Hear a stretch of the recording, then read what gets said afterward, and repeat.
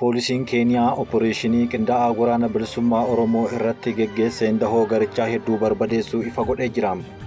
Pireezidaantiin Ameerikaa haaraa filatame Doonaald J. Tiraamp qondaala biyyattii keessatti sadarkaa ol aanaa irra jiru Siikewwii Biraawuniin hojii irraa ari'uun himame. Ashama harka fuunee kabajamtootaa fi jaallatamtoota hordoftoota keenyaa oduu kanaa fi kanneen biroo qabannee isiniif dhiyaanneetiin jirra. Hanga xumuraatti nu waliin akka turtan asumaan isin affeerra. Daandiin baabura Itiyoo Jibuutii tajaajila geejjibaa tajaajila onlaayinii ta'an bakka qabaachuu kennuu eegalee jira.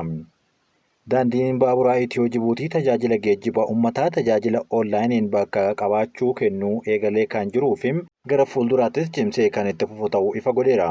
Hojii raawwachiisaan dhaabbata geejjibaa baabura Itiyoo Jibuutii Injiinar Taakkala Uumaan gama miidiyaa hawaasummaa isaaniitiin kan barreessaniin bara faranjootaa keessa jirru kana gurraandhala 24 irraa jalqabee imaltoonni waraqaa eenyummaa dijitaalaa fayyadamuudhaan karaa onlaayiniitiin bakka qabachuun tajaajila argachuu akka danda'an ifa godheera. Tajaajilli geejjiba baabura Itiyoo Jibuutii dijitaalaayizd ta'uu eeruun tattaaffiin kun tajaajila geejjibaa saffisaa fi qulqullina qabu kennuuf dandeessiseera jedhan. Sirni tajaajila dijitaalaa kun walta'iinsa Itiyoo Telekoomii fi sagantaa waraqaa eenyummaa dijitaalaa biyyaalessaa waliin ta'uun kan qophaa'e ta'uus ifa godheera.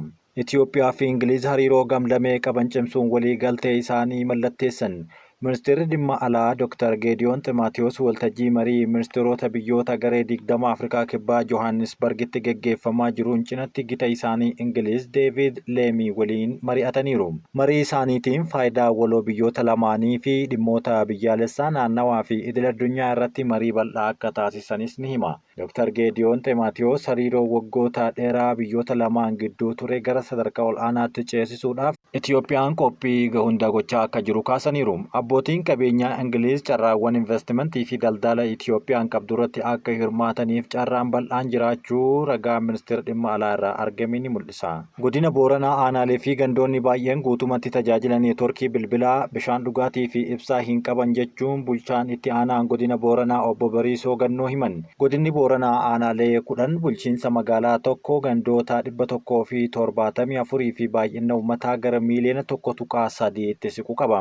Hawaasni godinichaa daangaa biyyaa irraa kan argamu waan ta'eef daangaa eeguu irratti gumaacha ol aanaa taasisaa kan turee fi taasisaa kan jirudha jechuunis dubbateera. Rakkoon ibsaa fi neetwoorkii bilbila gaafii uummanni godinichaa irra deddeebiin kaasaa turee fi kaasaa jiru ta'uu itti aanaan bulchaa godina Booranaa obbo Bariisoo Gannoo yaadachiisuun aanaa Taltaalleetti gandoonni 5 guutumaa guututti tajaajila neetwoorkii bilbilaayyuu argachaa hin jiran jechuun kaasaniiru. Akkasumas aanaaleen Diilloo, Dubluqii fi Miyoos tajaajila neetwoorkii argachaa akka hin jirre himanii rakkoo kana furuudhaaf dhimma xiyyeeffannoo barbaadu ta'uu akeekkachiisaniiru. Aanaa Guchiis rakkoon ibsaa neetwoorkii fi bishaan dhugaatii cimaa kan qabuu fi uummanni lagni guddichi keessa qaxxaamuru waan hin jirreef rakkoo bishaanii godinichaa furuudhaaf xiyyeeffannoo mootummaan federaalaa fi naannoo Oromiyaa ta'uu akka qabu dhaammataniiru. Guyyaan Abbayyaa 19ffaan Godambaa Saayinsiitti kabajamaa jiraachuun himame. Sagantaa kanarratti pireezidaantiin Itoophiyaa Taayyee Asqasillaasees argamaniiru.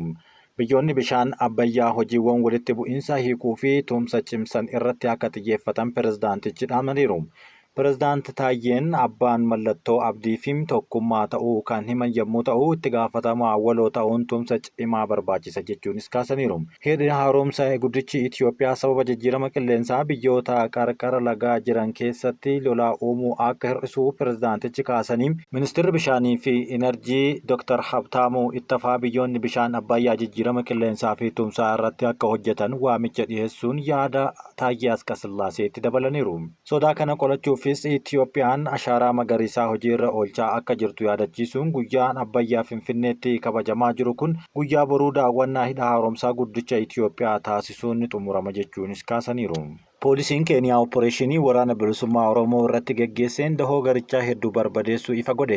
Poolisiin Keeniyaa Operaashinii kaaba biyyattii Marsaabiitii fi Isiyooloo keessatti Waraana Bilisummaa Oromoo irratti geggeessaa jiruun dahoo 14 yakkamtoota jedhanii adda baasan irratti akka barbadeesse ifa godheera.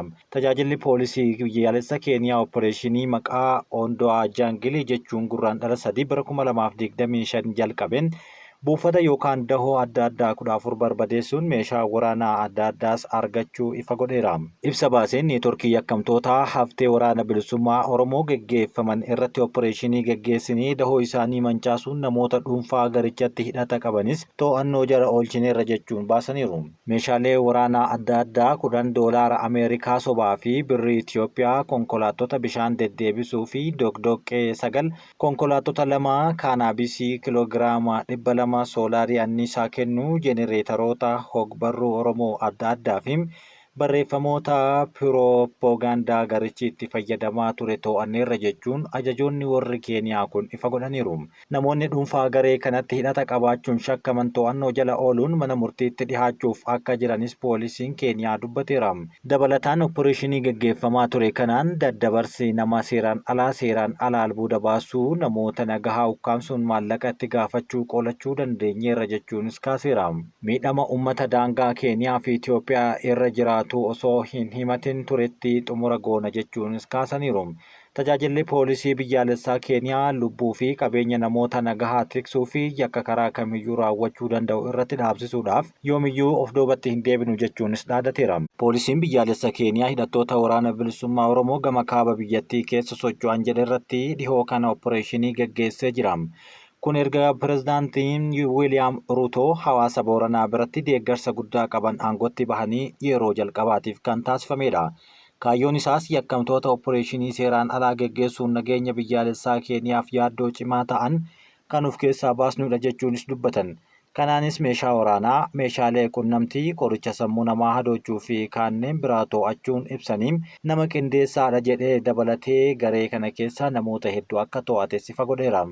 Waajjirri tika Itiyoophiyaa gama isaan operaashinii Keeniyaa qindoomina mootummaa Itiyoophiyaa waliin ta'uu kan taasifame jechuun ibse. Hidhattoonni kunniin himannaa mootummaan Keeniyaa irratti dhiheesse waakkataniiru. Operaashinii kanaaf ammoo mootummaa Itiyoophiyaa himataniiru kan jedhus ifa ta'eera. Waggoottan dheeraaf Keeniyaattis ta'ee gammoojjii gama kaaba biyyattii argamuuf Itiyoophiyaa daangessuu hidhattoota waraana bilisummaa Oromoo ta'ee qabsaa'ota ABO'oof akka ulaatti tajaajilaa kan turtedha. Hawaasni Booranaa gama kaaba Keeniyaa kaawwantii jiraatus bulchiinsota kanneen akka Marsaabitii akkasumas Ayisooloo keessa bal'inaan jiraata. Bakkeewwan lafa gammoojjii bal'aa ta'an kun gama kaabaan Itiyoophiyaa kan daangessu yoo ta'u, toorri kun lameen lammiilee Itiyoophiyaa jiruu gaarii jiraachuudhaaf gara Afrikaa kibbaatti baqataniifis hulaa ta'ee tajaajila. Egaa poolisiin Keeniyaa kutaa bulchiinsa Sololoo akkasumas Maartii jedhaman keessatti operaashinii geggeessee kan ibsee fi akkaataanan kaayyoon isaa dahoo hidhattootaa kana qulqulleessuudha jechuun ifa godhe.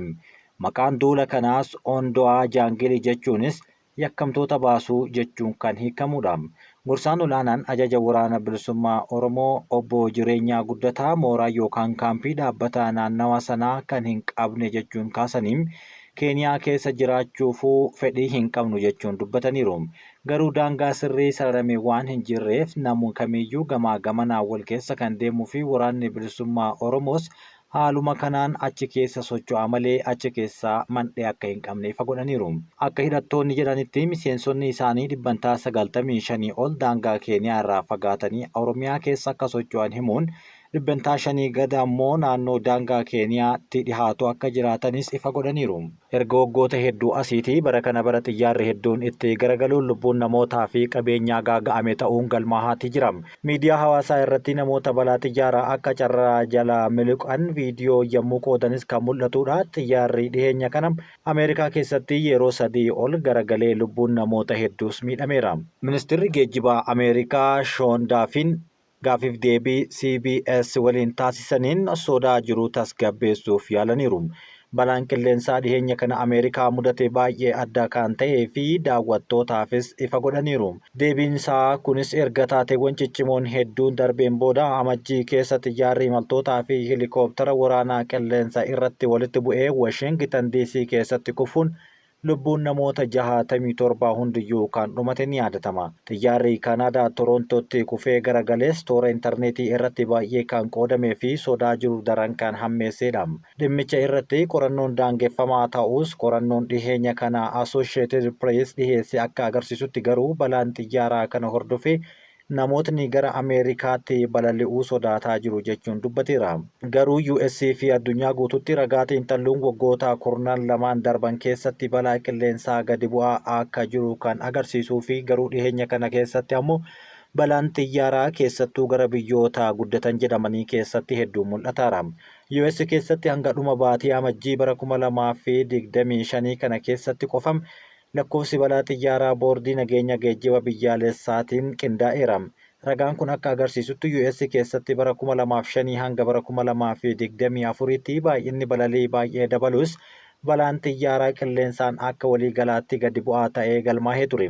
Balaan xiyyaaraa amajjii 2025 mudatee 52 ta'us kunis amajjii bara 2024 keessa 58 fi bara 2023 keessa ammoo 70 irraa gadi bu'uu kan agarsiisudha jedhamaa jira. Odeeffannoon dhaabbata siivil aaviyeeshinii idil addunyaa kan taateewwan qilleensaa addunyaa hordofu akka agarsiisutti bara 2005 fi 23 gidduutti balaan xiyyaaraa hedduu gadi bu'eera jechuun kaasa. Akka addunyaatti lakkoofsi namoota balaa xiyyaaraan du'anis yeroo kana keessatti xiqqaachuu kan himuu fi haa ta'u malee waggoota garii balaan qilleensaa gurguddoon lubbuu namoota hedduu ni galaafata jechuun kaasaniiru. Bara 2014 balaan xiyyaaraa hamaan lubbuu namaa galaafate lama kan mudatee fi ji'a bitootessaa keessa xiyyaarri daandii qilleensaa Maaleeshiyaa MH37 duwwaa kan namoota 239 qabatee Kuaalaa Kaampur irraa gara Beejingitti imalaa ture baduun ni yaadatama. Ji'a adoolessaa keessa xiyyaarummaan daandii qilleensa Maaleeshiyaa MH17 misaa'ila Raashaan hojjetameen baha Yukureenitti rukutamee namoonni 300 ol sisiquu ajjeefamuunis himameera. Lakkoofsi namoota du'anii yoo tilmaamaman jijjiirama guddatti kan jiraachuu danda'a jechuun Yuunivarsiitii Kaambiriijitti Piroofeesar Istaatiksii kan ta'e Piroofeesar Saar Daavid himee ture. Balaa osoo hin taane du'a yoo lakkoofne yaaddessaadha. Sababni isaa balaa guddaa tokko keessatti namoota hedduutu lubbuun dhabama. Taateewwan akka tasaa walqixa hin ta'an walitti qabamu. Kanaaf yeroo balaan xiyyaaraa mudatu namoonni akka waan wal qabateetti ilaalu jechuun kaasaniiru. Doonaald Tiraamp jeneraala waraanaa ol aanaa Ameerikaa hojiirra ari'uun himame. Pirezidaantiin Ameerikaa Doonaald J. Tiraamp qondaala biyyattii keessatti sadarkaa ol aanaa irra jiru Siikiiwwi Biraawun jedhaman hojii irraa ari'uu ifa godheera. Jeneraal Chaarlis Siikiiwwi Biraawun dura taa'aa ajajoota waliigalaa humna waraanaa dabalatee waggoota 40 oliif biyya kanaaf tajaajila kenneera. Kanaaf galateeffamuu barbaada jechuun Tiraamp miidiyaa hawaasaa irratti maxxansaniiru. Qondaaltonni ol aanaan biroo 5 namoota biraan bakka buufamaa akka jiran yommuu dubbatamu, Geen Biraawun qondaala gurraacha lammaffaa kan seera Ameerikaa keessatti aangoo kana qabatan ta'uun hojiin isaa pirezidaantichaa fi ministeera ittisaa raayyaa biyyaalessaa gorsuu ture jedhameera. Ministeerri raayyaa ittisaa Piit Hagast kanaan dura sababa Geen Biraawun waraana keessatti walqixxummaa fi sagantaa haammatamuu irratti xiyyeeffannoo kennuuf hojii irraa ari'amuu qaba jechuun xiyyeeffannoo itti godhee turuun ni yaadatama. Jimaata darbe ammoo Hagast qondaaltota ol aanoo dabalataa 2 hoogganaa opereeshinii galaanaa ADM Lisaa Firaanchisitti itti aanaa hoogganaa ol aanaa humna qilleensaa Geenjiim Selteef jedhamuu fi kanneen birootis hojii irraa ari'uu isaanii ifa godhaniiru. Qondaaltonni ol aanoon 3 jimaata hojii irraa ari'aman pirezidaantii duraanii Joo Baayidaniin kan muudaman yommuu ta'u, Hagast ibsa kennaniin akkas jechuun kaaheera. Pirezidaantii Tiraamp jalatti hoogganaa haaraa waraanaa keenyaa ergama ijoo waraanaa ofirraa ittisuu loluu fi mo'achuu irratti xiyyeeffatu kaa'a malee akka yeroo Joo Baayidan sanii miti jechuun dubbateera. Doonaald Tiraamp gama isaatiin LTG'n humna qilleensaa Daankeeyin kan balaliisaa xiyyaaraa waraanaa F-16 ta'ee fi dhiheenya kana CIA keessatti daayireektara itti aanaa dhimma waraanaa ta'uun tajaajilan dura taa'aa haaraa ajajoota waliigala humna waraanaa ta'uun muudamaniiru jechuun dubbateera. Ji'a darbe keessa yeroo aangootti deebi'u gochi Tiraamp inni jalqabaa dubartii jalqabaa ajajoota eegdota galaanaa hojii irraa ari'uu ture. Sababni inni kaase ammoo garaagarummaa irratti xiyyeeffannoo garmalee kan kennanidha jechuun kaaseera. Peentaagoon torbee dhufuu baajata isaa kutuuf hojjettoota 5,400 akka gadhiisu jimaata darbe beeksisee ture. Gama biraatiin ammoo manni murtii federaalaa Meeriilaanditti yeroodhaaf Tiraamp uggura sagantaalee adda addaa walqixxummaa fi hammatamuu akka hojiirra hin oolchinee fi kanneen hojiirra oolchuu danda'an ammoo akka hin dandeenye uggureera jechuunis kaafameera. Kabajamtootaa fi jaallatamtoota hordoftoota keenya oduun ammaaf isiniif qopheessine kanan gammaatti dhageeffataniidhaan waliin waan turtaniif galatooma.